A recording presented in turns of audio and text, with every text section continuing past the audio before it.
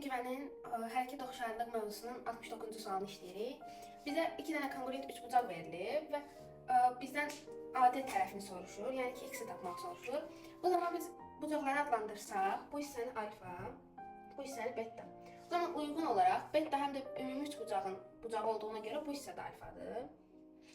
İndi oxşar üçbucaqları qeyd etsək, üçbucaq BDY konqruentdir üçbucaq.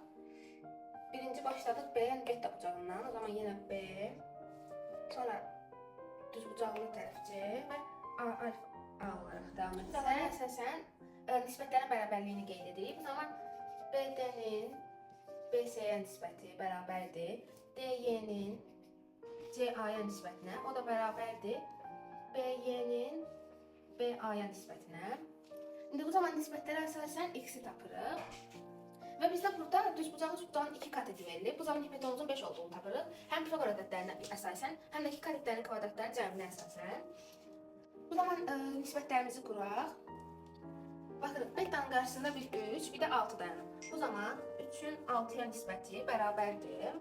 3-ün 6-ya nisbətini tapdıq. Bu zaman düzbucaqlığın qarşısındakı nisbətlərdən davam etsək, kiçikdə 5, böyük bucaqda isə x üstəgəlsin 4 dayanıb. İndi buradan tənasüblə x-i tapırıq. 3 vurulsun, x üstəgəlsin 4 bərabərdir 30-a.